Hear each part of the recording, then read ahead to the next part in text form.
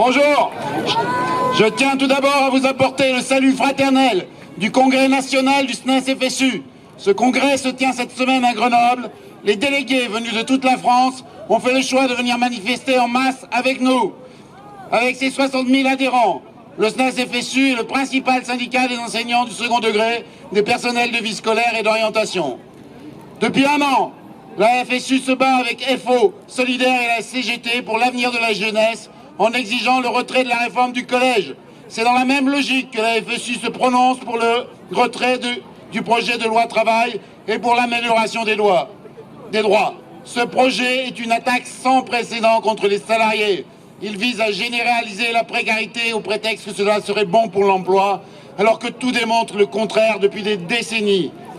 L'inversion de la hiérarchie des normes consiste à faire exploser le code du travail avec les protections qu'il contient.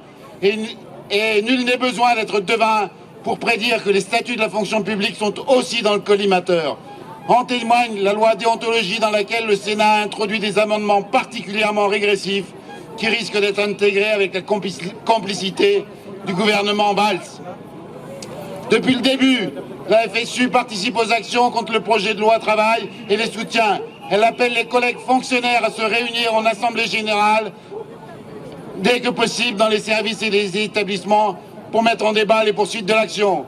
Elle appelle tous les fonctionnaires où qu'ils se trouvent en France à se joindre aux actions dans les semaines qui viennent, y compris pour ceux qui seront en vacances.